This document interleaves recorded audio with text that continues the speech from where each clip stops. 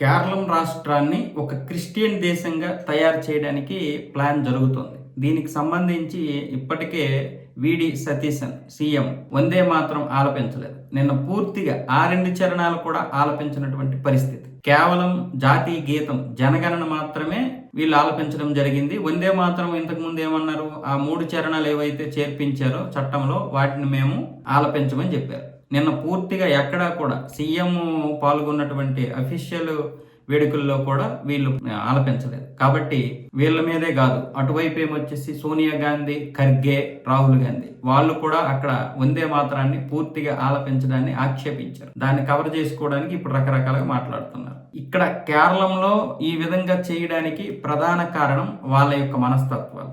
మొదటి నుంచి కూడా వాళ్ళు వందే మాత్రమే కాదు, జనగణమనకు కూడా చాలా వ్యతిరేకత. దేశ స్వాతంత్రంలో ఎంతో కీలక పాత్ర పోషించినటువంటి గేయం వందే మాత్రం. మరి అలాంటి వందే మాత్రాన్ని పాడడానికి ఏంటి నొప్పి?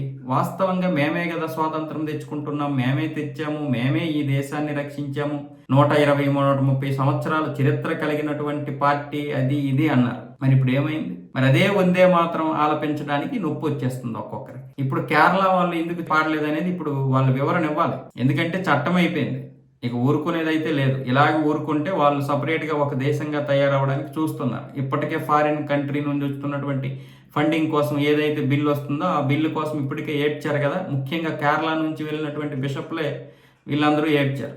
కాబట్టి ఇప్పుడు వాళ్ళు చాలామంది క్రిస్టియన్ దేశాలతో కూడి ఆ రాష్ట్రాన్ని సపరేట్ చేయాలని మొదటి నుంచి ప్లాన్ చేస్తున్నారు. వీళ్ళు ఎంత దారుణమైనటువంటి మనస్తత్వంతో ఉన్నారో ఇక మీ కుహనా మేధావులు అర్థం చేసుకోవాలి. మీకుగా చెప్పేది, మీ కుహనా మేధావులు ఉన్నారు కదా కొంతమంది కుహనా మేధావులు, వాళ్ళకి వీడియో పంపించండి. ఇంకెప్పుడు మారుతారు ఆ కుహనా మేధావులు? ఆ కుహనా మేధావులకు కూడా దేశం విడిపోవడం అంటేనే ఇష్టం.